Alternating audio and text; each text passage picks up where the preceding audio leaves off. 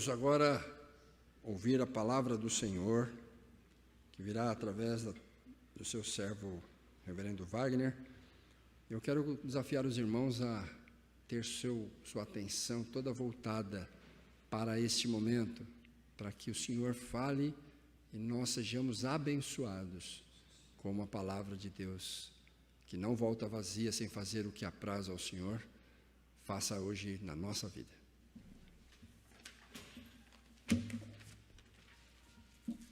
Obrigado. Irmãos, é um privilégio poder estar aqui e, com a graça do Senhor, ser instrumento dele para a ministração da palavra. Quero saudá-los com a paz do Senhor, você que está aqui conosco, e você também que nos acompanha pela internet, e você que acessará depois através do YouTube, que a bênção do Senhor repouse abundantemente sobre vocês. Meus queridos, o nosso texto, que será a base para a nossa meditação, é um texto clássico, a história de Samuel, ou melhor, de sua mãe, não é? Ana, e que vai redundar aí com a bênção do Senhor, o nascimento de Samuel e depois toda a história, como Deus usou Samuel no povo de Israel. Então vamos ler o texto. Primeiro livro de Samuel, versos 1 até 18, mas a mensagem irá até 28. No decorrer da mensagem depois, nós continuaremos a leitura. Houve um homem de Ramataim, Zofim, da região montanhosa de Efraim, cujo nome era Eucana, filho de Jeroão, filho de Eliú, filho de Tou, filho de Zufi, efraimita. Tinha ele duas mulheres, uma se chamava Ana e a outra Penina. Penina tinha filhos, Ana, porém, não os tinha. Este homem subia da sua cidade de ano em ano a adorar e a sacrificar ao Senhor dos Exércitos em Silo. Estavam ali os dois filhos de Eli, Hofni e Finéias, como sacerdotes do Senhor. No dia em que Eucana oferecia seu sacrifício, dava a ele porção deste a Penina, sua mulher, e a todos os seus filhos e filhas. A Ana, porém, dava porção dupla, porque ele a amava, ainda mesmo que o Senhor a houvesse deixado estéril. A sua rival a provocava excessivamente, porquanto o Senhor lhe havia cerrado a madre. E assim o fazia ele de ano em ano, todas as vezes que Ana subia à casa do Senhor, a outra a irritava, pelo que chorava e não comia. Então Eucana, seu marido, lhe disse: Ana, por que choras? E por que não comes? E por que estás de coração triste? Não te sou eu melhor do que 10 filhos? Após terem comido e bebido em Silo, estando Eli, o sacerdote, assentado numa cadeira junto a um pilar do templo do Senhor, levantou-se Ana e, com amargura de alma, orou ao Senhor e chorou abundantemente. E fez um voto, dizendo: Senhor dos exércitos, se benignamente atentares para a aflição da tua serva, e de mim te lembrares, e da tua serva não te esqueceres, e lhe deres um filho varão, ao Senhor o darei por todos os dias da sua vida, e sobre a cabeça não passará navalha. Demorando-se ela no orar perante o Senhor, passou Eli a observar-lhe o movimento dos lábios, porquanto Ana só no coração falava, seus lábios se moviam, porém não se ouvia voz nenhuma. Por isso Eli a teve por embriagada e lhe disse: até quando estarás tu embriagada? Aparta de ti este vinho. Porém Ana respondeu: não, Senhor meu, eu sou mulher atribulada de espírito, não bebi nem vinho, nem bebida forte, porém venho derramando a minha alma perante o Senhor. Não tenhas, pois, a tua serva por filha de Belial, porquanto, pelo excesso da minha ansiedade e da minha aflição, é que tenho falado até agora. Então lhe respondeu Eli: vai-te em paz, e o Deus de Israel te conceda a petição que lhe fizeste. E disse ela: ache a tua serva mercê diante de ti. Assim a mulher se foi seu caminho e comeu, e o seu semblante já não era triste. Meus irmãos, não sei se vocês conhecem, é um clássico também entre os missionários, não que algum seja melhor que o outro, não. Mas o que esse missionário fez, esse missionário é o George Miller, um homem que dependia integralmente de Deus. Ele foi cuidar dos orfanatos e ele havia feito um propósito com Deus de que não iria pedir nada para ninguém para o sustento dos orfanatos. Veja, foi uma decisão ousada, né, de confiança, de profunda dependência. E se você ler a biografia desse homem, você vai ver que num dos dias eles assentaram como de costume à mesa, junto com as crianças, e não havia nada sobre a mesa a não ser os pratos vazios e os copos vazios, ou canecas, não sei o que eles usavam lá. Mas eles assentaram e deram graça a Deus pelo alimento. Não passou muito tempo, bate-se à porta, é o padeiro ou alguém da padaria entregando uma fornada de pães, pois eles haviam passado do ponto costumeiro.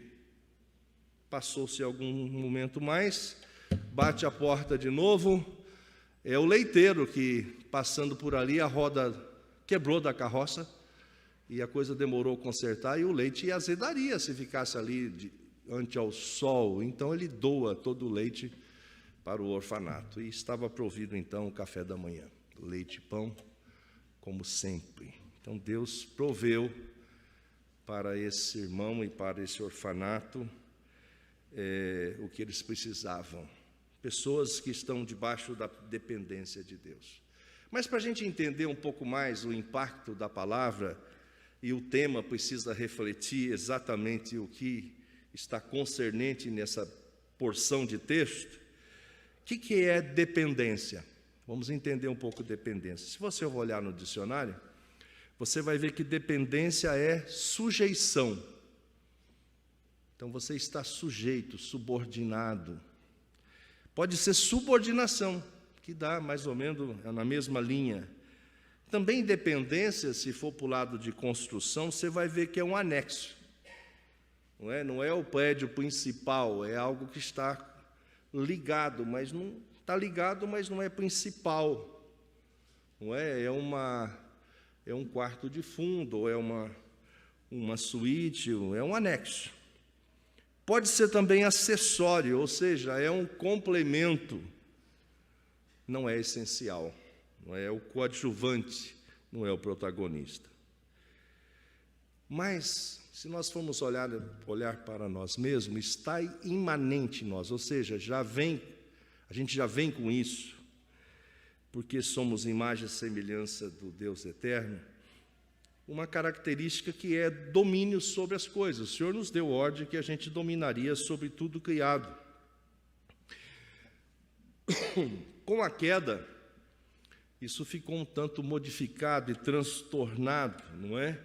Mas a gente tem esse domínio, isso está em nós, mas eu creio que todos aqui já passaram por circunstâncias que sentiram em xeque. Se você joga xadrez, você tem o cheque e o checkmate. Em xeque, eu creio que muitos já passamos por muitas vezes. O que seria a gente estar em xeque na nossa vida, circunstancialmente? É você estar diante de circunstância que você, mesmo fazendo tudo que você sabe fazer do melhor jeito possível, seguindo todo o protocolo, toda a liturgia do trabalho, é insuficiente. Você se sente muitas vezes emparedado, você não sabe para onde ir, e você fez tudo que estava de acordo e fazendo tudo que você sabia fazer da melhor forma possível. Ana estava humanamente rendida por causa da sua esterilidade.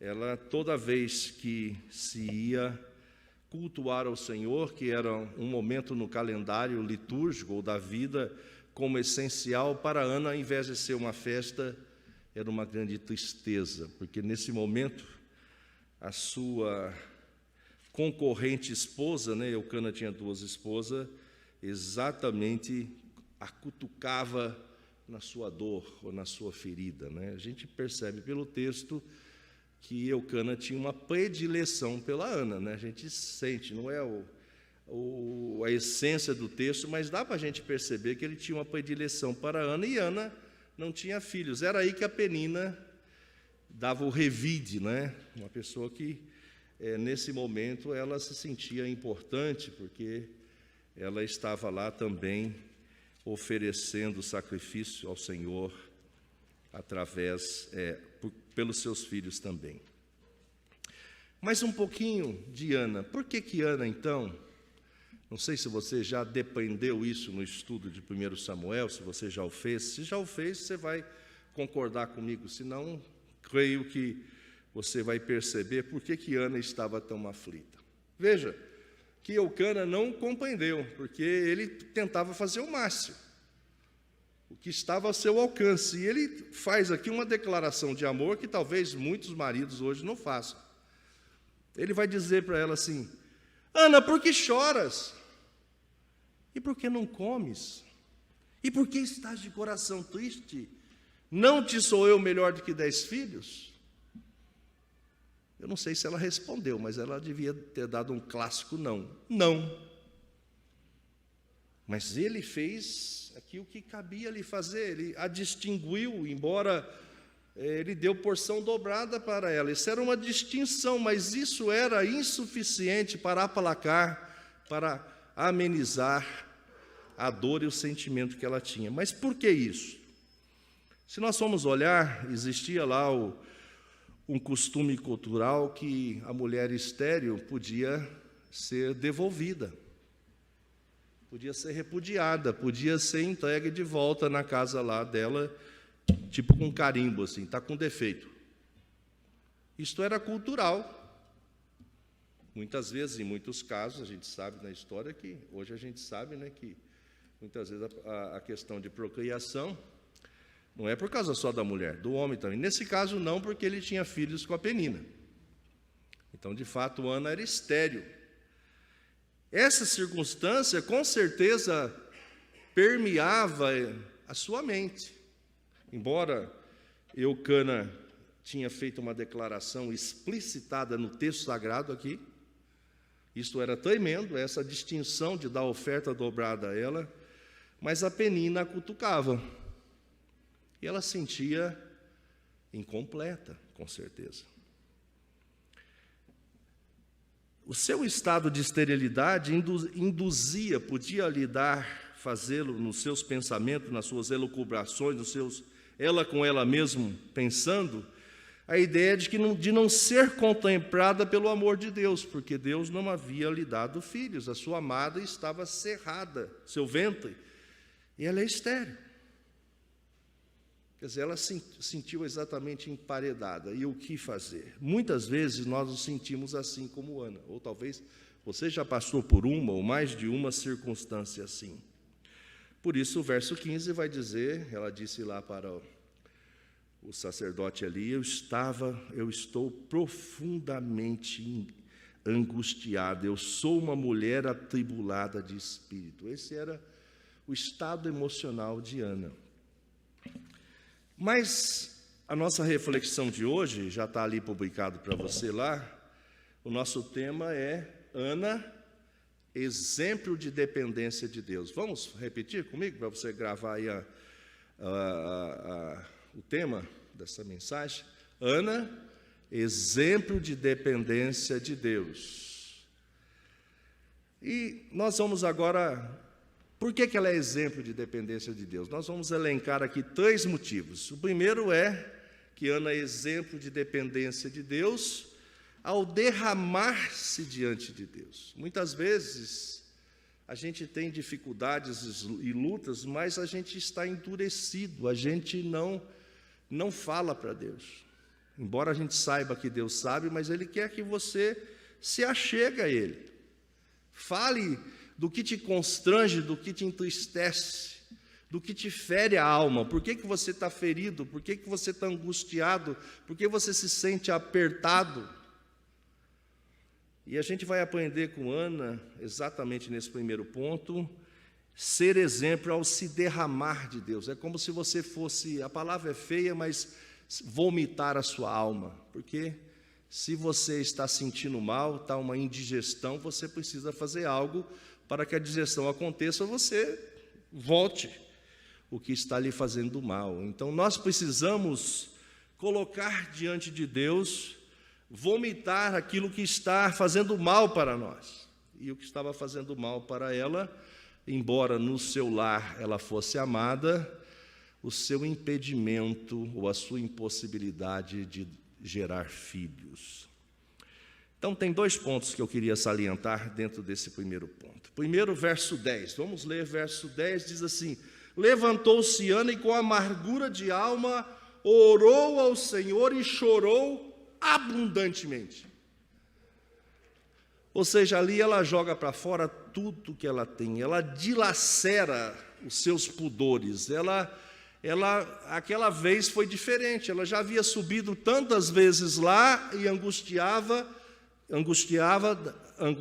ficava. Mas naquele dia ela teve uma resolução, ela fez uma decisão, com certeza, pela ação do Espírito Santo de Deus. O que eu quero e o que eu creio que o Senhor está falando com você, comigo, com todos nós, hoje, é para que você tome coragem, você que sabe aquilo que está chateando, te amargurando, que você jogue isso para fora. Fale com Deus. Dilacerar é estragar a coisa, é cortar tudo, não tem mais proveito, porque uma situação dessa não está te fazendo bem, então você tem que dilacerar os seus pudores. E é isso que Ana faz, levantou e com amargura de alma chorou, orou ao Senhor e chorou abundantemente. Então, isso é importante, irmãos, a gente fazer. O Senhor sonda e conhece os nossos corações, Ele sabe tudo de nós, então não tem por que a gente achar que a gente pode esconder de Deus o que está nos chateando. Fale com Deus. Talvez você precise ter um dia de Asaf. Se eu não preguei esse sermão aqui, um dia vamos pregar o Salmo 73. Asaf vomitou-se também para Deus tudo que estava lhe angustiando o coração. Segundo ponto aqui, segunda parte dentro desse primeiro ponto. Ana vence a humilhação ao ser confundida por embriagada. Percebe? Muitas vezes a gente demora a tomar uma decisão e quando a gente toma, o primeiro passo já leva um tropeção, né? Fala assim, eu sabia que eu não tinha que ir. E tem muitos que já param por aí. Demora a tomar uma decisão, ele dá um passo, já tropeça e fala, não dá certo mesmo. E Ana não agiu desta forma, ela foi avante. E ela fala por que ela estava ali. O sacerdote Eli, que não foi tão sensível, né? Mas ela vai falar por que ela estava ali. Vamos ler o verso 13 e 14. Eli a teve por embriagada e lhe disse, até quando estarás tu embriagada? Aparta de ti este vinho. Isso deve ter dado um choque na Ana. Mas ela disse, porém Ana respondeu, não, Senhor meu, eu sou mulher atribulada de espírito, não bebi nem vinho, nem bebida forte. Porém venho derramando a minha alma perante o Senhor. Não tenhas, pois, a tua serva por filha de Belial, porque pelo excesso da minha ansiedade e da minha aflição é que tenho falado até agora. Veja, ela não se deixou levar por esse tropeção, ela continuou andando na sua decisão de se derramar diante de Deus. Meus irmãos, veja, talvez hoje seja uma oportunidade para você se quebrantar diante de Deus e abrir seu coração. Quero contextualizar aqui com você algumas possíveis angústias. Casamento.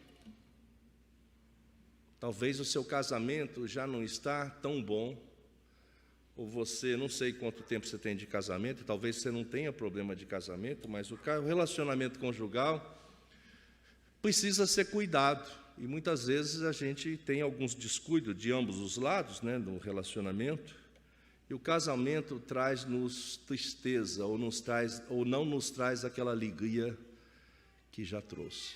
Então a gente precisa parar para conversar, a gente precisa parar para rever e tirar aquilo que porventura está no nosso coração, nos chateando, azedando a nossa alma. Talvez a família, não é? Família é algo muito abençoado, mas também é algo que pode nos trazer dificuldades. Você não escolhe a família que você nasce, mas a gente precisa trabalhar com isso. Muitas vezes as finanças, principalmente depois desse momento que nós passamos de pandemia, para poucos a pandemia deu um upgrade, né? Porque uma área do negócio cresceu, não é? Para outros foi desastre, ou para muitos. Então, finanças para você pode estar te azedando a alma, gerando tristeza, preocupações, medos. Ou enfermidades somáticas, né? Ou psicossomáticas que você vem lidando com ela, e ninguém gosta de estar enfermo, doente ou com limitações, mas precisamos clamar ao Senhor por isso, pedir a Ele que fale conosco, que nos faça compreender, porque o Senhor não nos dá provações além das nossas forças, e Ele é soberano, e a palavra dEle nos ensina que em tudo devemos dar graças, e então se a gente não está entendendo uma situação, a gente precisa colocar diante de Deus. É isso que Ana fez, ela não entendia, não compreendia, fazia-lhe mal ela não poder procriar, ser mãe. E nesse dia especial, nessa subida fatídica aqui, a Silo, o lugar que eles adoravam o Senhor, ela abre o seu coração, ela escancara a sua alma e fala com Deus. Segundo ponto, Ana é um exemplo como pessoa votiva. Votiva é aquele que faz voto. Aqui eu tenho que fazer um esclarecimento, né? A gente vive numa sociedade, a gente é herdeiros de uma mística, não é? Que a gente aprendeu desde o mundo pagão que chegou até nós, fazer troca com os deuses com letra minúscula, né? As pessoas faziam oferendas para todos os deuses, para a deusa Géia da terra para produzir, para a proteção quando ia navegar.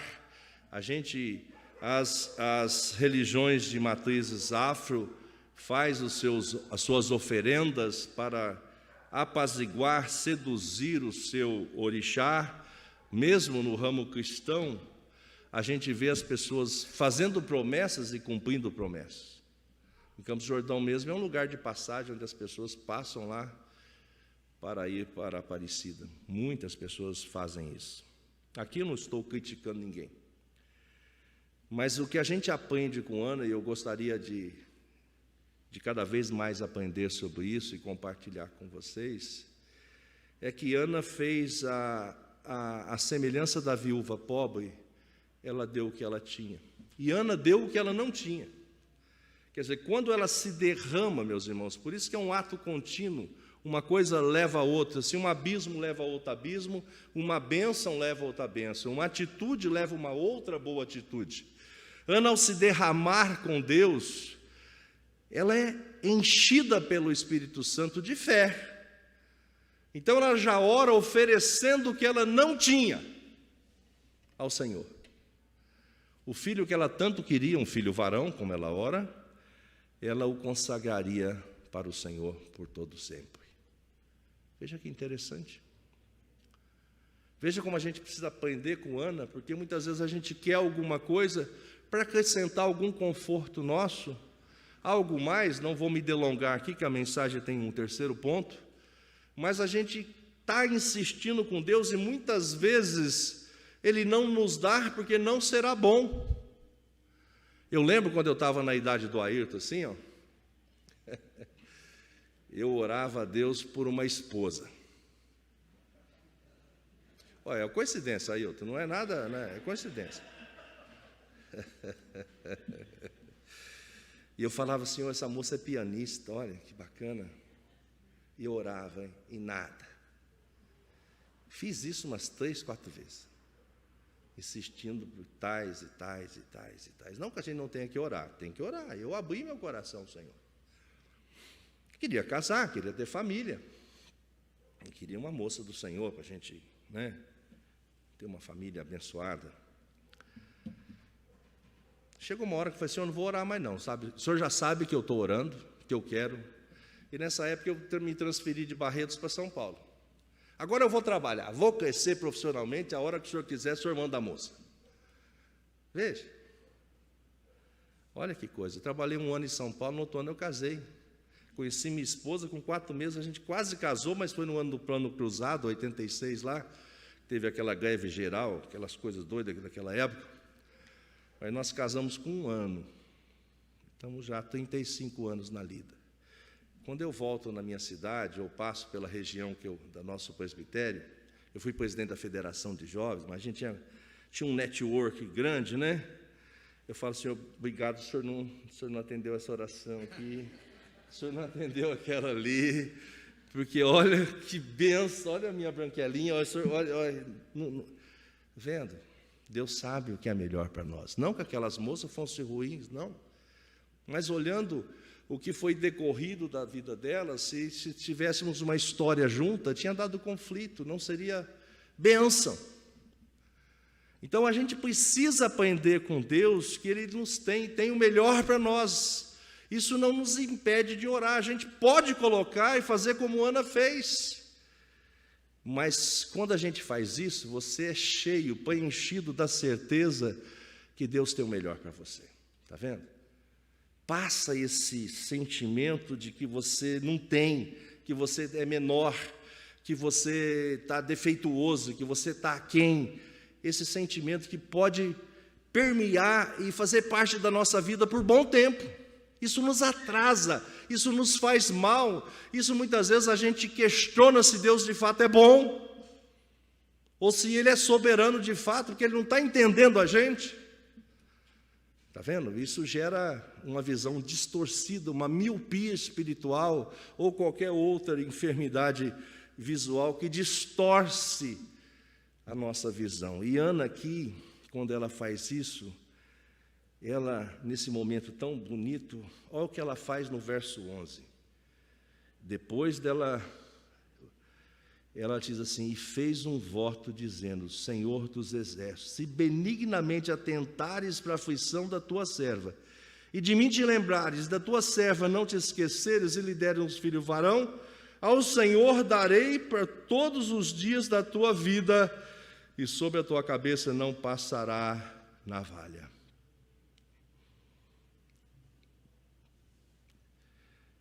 Interessante a gente ver o que ela coloca. Ela não quer ter um filho para ter um filho mais.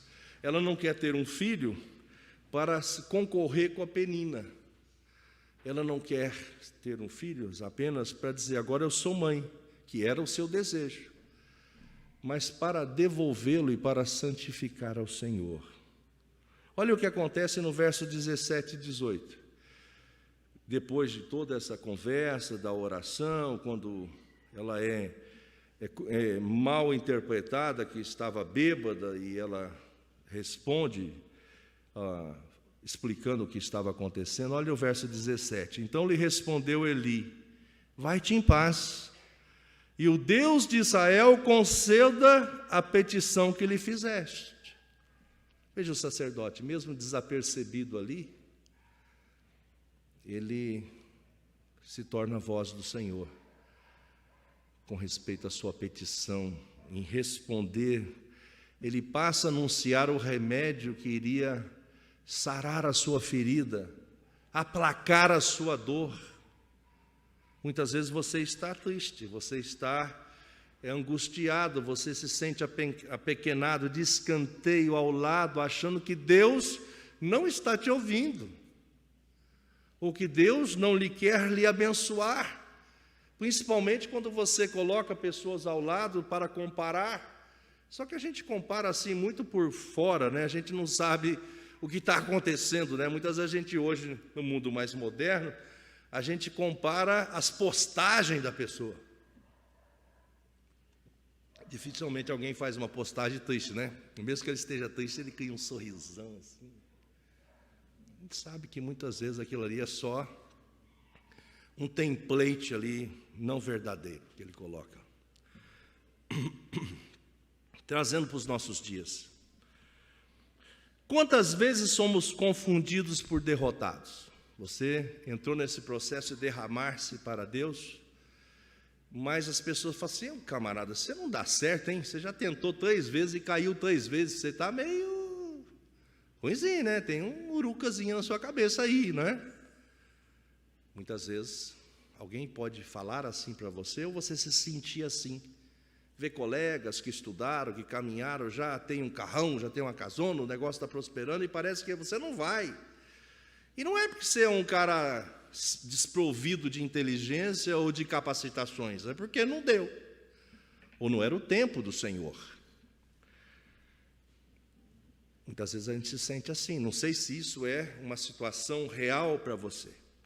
Estamos ansiosos, muitas vezes, perplexos, diante de situações que extrapolam a excelência das nossas ações. Ou seja, é quando eu já me senti assim. Eu sou um cara de método. E não que eu confiasse nos métodos, mas para mim um método é importante, né? Tem uma máxima que eu carrego comigo. Quem falha em planejar, planeja falhar. Certo? O planejamento não tem a resposta certa, mas a falta de planejamento, se você não sabe para onde vai, qualquer ônibus serve. Não é? Normalmente você vai para a rodoviária, você vai na plataforma que está o ônibus estacionado no horário para o destino que você quer. Então, muitas vezes você já passou por isso, de fazer tudo correto, tudo que você sabia, você esgotou tudo e deu errado. Isso é ruim, mas é muito bom, porque isso faz com que a gente perceba que Deus de fato é soberano e Ele está no comando. E se Ele não permitiu, não te abençoou, ou não te respondeu, mesmo você fazendo aquilo, ou você não perguntou para Deus, que pode acontecer, não é? Quem faz muitas coisas certas sucessivamente pode fazer uma errada, porque esquece de falar com Deus achando que ele já aprendeu. Nisso Davi nos ensina. Pode ver que quando ele foi lutar com os filisteus a primeira vez, Deus falou para ele: vai de frente, estratégia bélica, vai de frente, enfrentar de frente. Na segunda vez ele disse: agora já sei, né? Mas ele consulta Deus de novo e Deus fala: não, agora você vai pelo flanco, vai por trás das amoreiras. Está vendo? Deus mudou a estratégia, porque Ele conhece, Ele sabia da situação. Se Davi fosse de frente, ia dar errado. Veja como eles perderam lá em Ai, uma batalha muito menor, e eles perderam, porque não consultaram o Senhor. Então, muitas vezes, quando a gente acerta demais sucessivamente, a gente tende a fazer um grande erro, porque a gente acha: Senhor, agora eu já aprendi, tá? Tchau. E o que o Senhor quer é que a gente desenvolva esse relacionamento em independência. Fale com Deus. Eu sei que é uma luta, viu, irmãos? Não é fácil para mim também, não. Porque tem dia que você, se não fizer um esforço, e eu quero falar com Deus, não de uma maneira assim: é a hora de eu falar com Deus. Não. É semelhantemente ou muito maior do que eu acordo e daqui 20 minutos eu estou com fome. É assim, né? Você acorda e eu vou preparar minha comidinha para comer de manhã, é normal, eu estou com fome. Quer dizer, eu preciso acordar com fome de falar com Deus. Porque eu preciso falar com Deus para começar meu dia. Mas muitas vezes a gente: não, eu estou com pressa, deixa eu falar com a pessoa. Aí você sai com pressa, chega lá, o cara não está. Aí você tem que voltar, está vendo? Perdeu tempo. Um outro desses homens que eu acho que Moody, creio que foi Moody, eu não tenho certeza, mas eu tenho chance de ser Moody mesmo, disse que o dia que ele estava com mais dificuldade era o dia que ele orava mais. A agenda está lotada, ele vai gastar mais tempo com oração, mas diz ele no sua biografia, se não é ele, o outro que disse, que quando ele levantava do tempo de oração, muitas das situações já haviam sido resolvidas. A gente não está trocando com Deus, mas é assim que Deus quer que a gente faça para que a gente caminhe bem, com menos ansiedade, com menos angústia, com menos dor. Olha o que aconteceu com Ana, né? No finalzinho aqui, verso 18. Depois que o Eli diz: vai-te em paz, e o Deus de Israel te conceda a petição que lhe fizeste. E disse ela: acha tua serva mercê diante de ti. Assim a mulher se foi seu caminho e comeu, ela não estava comendo, e o seu semblante já não era triste. Percebe? Muitas vezes nós adultos, já com muitos anos, queremos fazer birrinha com Deus. Não dá certo. Não adianta você fazer birrinha que o Senhor vai te dar o melhor. Então, se você fizer birrinha, Ele vai deixar e você vai aprender do jeito certo, porque Ele quer o melhor para nós. Muitas vezes a gente erra, né? A gente está estudando alguns temas que mostram que a nossa geração atual cuidou dos filhos tentando supri-los de tudo da necessidade que nós tivemos, para que eles não passassem as mesmas coisas. Isso está se configurando um erro. As pessoas estão aprendendo que nós protegemos demais os nossos filhos desta geração, os filhos desta geração, e eles estão encolhidos. Eles estão menos preparados para a luta. Então, se houver tempo, a gente precisa corrigir. Então, com os nossos filhos, a mesma coisa. Deus, que é santo e perfeito, Ele não vai errar conosco. E, por fim, em terceiro ponto, Ana é um exemplo na gratidão. Lembra lá dos 10 leprosos? Lembra que a lepra era sinônimo de pecado. E eles ficavam separados do arraial, da cidade. Eles não podiam, tinham que deixar seus negócios, sua família, ficavam lá. 10 leprosos chegam para Jesus, e Jesus cura os 10, 9 volta, falei, vou ver meu negócio, como é que está, vou ver minha fazenda, vou ver minha família, apenas um agradeceu. Muitas vezes nós somos parecidos com os 9 leprosos, que não foram embora. A gente clama, chora, caminha, quando Deus responde, a gente dá um tchau e vai fazer as coisas. Quer dizer, volta para o mesmo ciclo que vai gerar outro momento na frente de angústia, que vai precisar passar por esse processo novamente. Então, a gente precisa aprender com Deus e com as nossas histórias para que a gente vá crescendo, né? Mesmo que a gente volte a cair, não caia no nível que estava, caia mais para cá, para a retomada ser mais rápida, e depois caia mais para cá, para a retomada ser mais rápida, para que a gente tenha um crescimento espiritual. Senão você sobe e cai lá de novo, sobe e cai lá de novo. Então, o relacionamento com Deus, a gente precisa ter uma vida. Então, Ana é para nós aqui, como o texto explicita, exemplo na gratidão. Olha o que ela faz no verso 19 e 20. Ela promove aqui um momento de adoração como forma de reconhecimento da dependência ao Senhor. Verso 19 e 20. Levantaram-se de madrugada e adoraram perante o Senhor, e voltaram e chegaram à sua casa, a Ramá. Eucana coabitou com Ana, sua mulher, e lembrando-se dela o Senhor. Não que Deus havia esquecido, né? Mas chegou o momento de Deus atendeu, confirmando o que ele havia falado através do profeta lá, Eli. Verso 20. E ela concebeu, e passando o devido tempo, teve um filho, a quem chamou Samuel, pois dizia: do Senhor o pedi. Então veja, ela comeu, Deus com certeza tocou o seu coração, né? Ela agradeceu a Deus, seu semblante não estava mais triste, mas antes de voltar, ela tem esse momento de adoração. E o que a gente vê? Que Deus confirma o que ele já havia falado com o profeta. Percebe? A nossa vida, nós somos tirados das trevas para a luz, com o fim de proclamar, e também o Senhor nos religou através de Cristo para que a gente fosse o que Adão era antes do pecado, um adorador, que a gente desfrutasse do Senhor das suas bênçãos.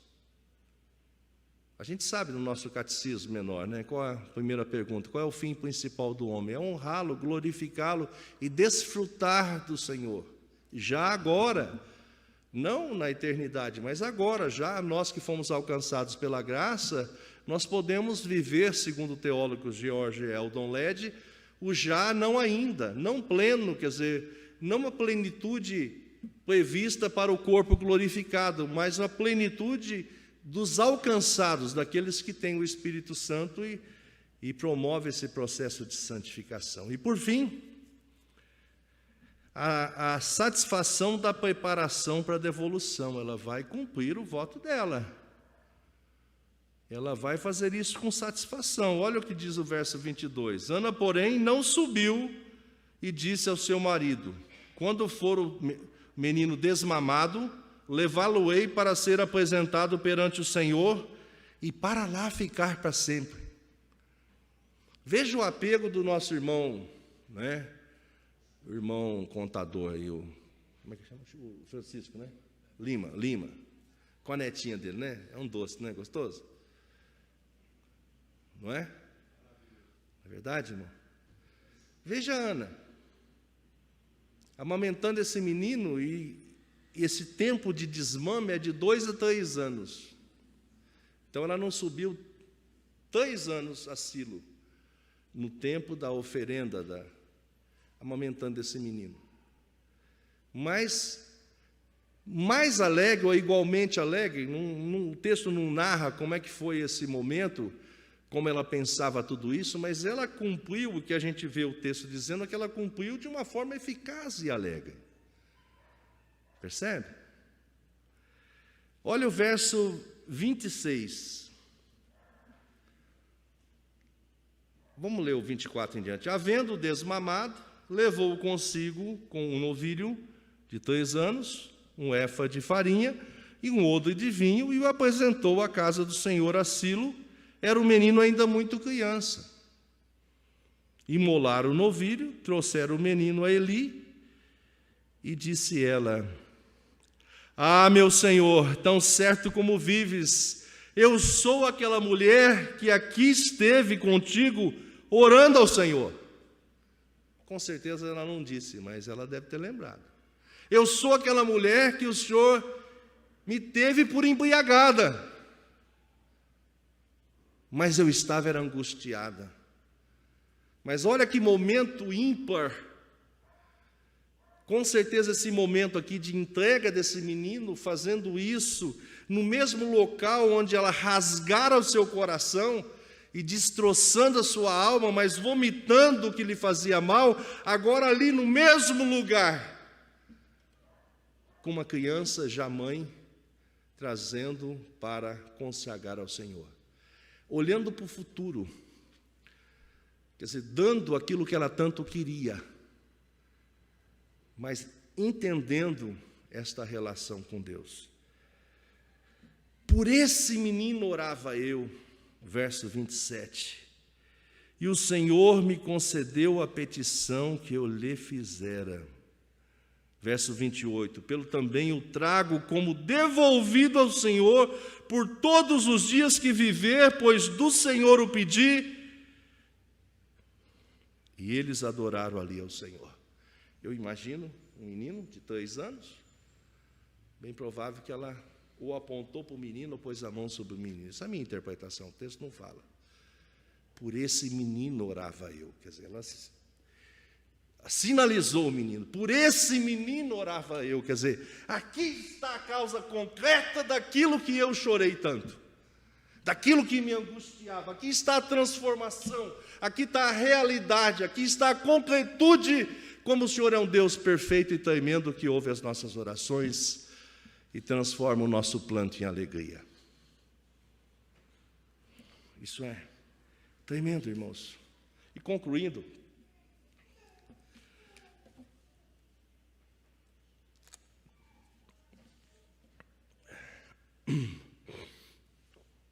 se a gente for ler o capítulo 2, aqui não delongando, é importante a gente ressaltar, olha o que Deus faz com uma pessoa que se derrama diante dele. Eu chamei isso de o regozijo da superação na dependência de Deus. Capítulo 2, verso 10. Eu leio, não precisa ser abrir, não.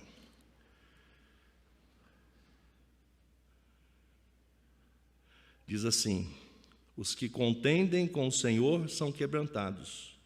Dos céus troveja contra eles. O Senhor julga as extremidades da terra. Dá força ao seu rei e exalta o poder do seu ungido. Olha o verso 2, 21. Abençoou, pois, o Senhor a Ana, e ela concebeu a 3 filhos e 2 filhas.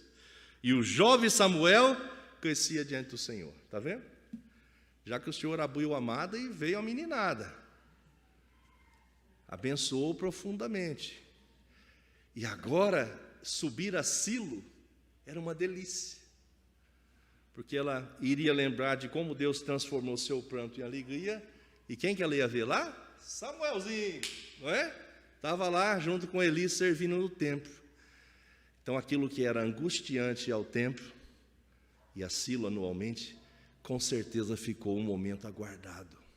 Igual o Zé Luiz, né? Fica pensando, que hora que eu vou ver meu neto, né? Fica ali, então, é assim que a Ana ficava todo ano. Está chegando o tempo de eu ir a Silo. Eu vou adorar o Senhor e ver Samuel.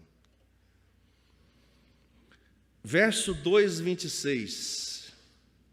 Mas o jovem Samuel crescia em estatura e no favor do Senhor e dos homens. Olha o menino. Olha o que Deus faz, olha como Deus usou Ana para oferecer para o povo de Israel um Samuel, o filho da estéril. Se você olhar na história do povo de Israel, não é? Rebeca, Sara, Raquel eram estéreis, foram estéreis, e Deus o curou e criou o povo de Israel. 2:28.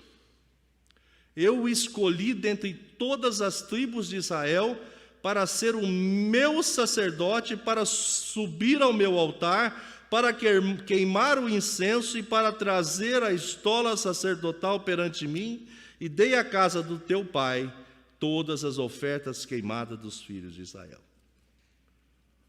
E ele era efraimita, de Efraim. Para terminar, capítulo 3, verso 19 e 20 diz: crescia Samuel e o Senhor era com ele, e nenhuma de todas as suas palavras deixou cair em terra. Todo Israel, desde Dan até Berseba, conheceu que Samuel estava confirmado como profeta do Senhor. Continuou o Senhor a aparecer em Silo, enquanto por sua palavra se manifestava ali a Samuel. Meus irmãos, eu tenho certeza que Deus quer fazer das nossas angústias e tristezas, dores, lamentos, dar a cada um de nós Samuéis, para que possamos apresentar os nossos Samuéis, frutos da transformação, da tristeza, do pranto em alegria, da angústia, de sentir-se apequenado, em sentir-se abençoado. Eu não sei como você está e eu não sei o que te entristece, te apequena, te faz sentir de escanteio, mas eu sei que Deus pode transformar isso. Temos que aprender com Ana. Ana, exemplo de dependência de Deus, exemplo em derramar-se, exemplo em ofertar ao Senhor em gratidão e depois em cumprir essa gratidão. Eu quero convidar você a orar comigo. Veja, a gente vai ver o final da linhagem de Eli. A nora de Eli dá à luz, e Eli morre quando alguém vem dizer que na guerra que eles estavam, se você continuar lendo a história você vai ver, Hofni e Finéias morrem na guerra, porque eles estavam em desarmonia com a vontade de Deus. Quando Eli toma ciência da notícia, ele estava encostado com a cadeira, cai, quebra o pescoço e morre. A viúva agora, não sei se de Finés, não me lembro, de Hofni, dá à luz. E o menino nasce sem pai, sem avô. E o menino chama-se Icabode, que significa foi-se a glória do Senhor. E o Senhor usa, então, o filho da estéril, através de uma mulher que estava se quebrantando, que estava a priori, em princípio, amargurada, triste, envergonhada, com medo de ser repudiada, sentindo-se ninguém, para se tornar a mãe daquele que Deus iria usar, terminando o tempo dos juízes, começando o tempo profético em Samuel. Não será esse um tempo oportuno para o Brasil, Deus usar nós, as nossas histórias, as nossas biografias, muitas vezes tristes, chateados, sentindo mal? Eu creio em Deus, eu sei que Deus é bom, eu sei que Jesus morreu para mim na cruz do Calvário, eu sei que Ele me salvou, eu sei que Deus irá nos buscar, eu sei que se eu morrer antes, eu vou ser ressuscitado com Ele, mas a minha vida hoje está ruim.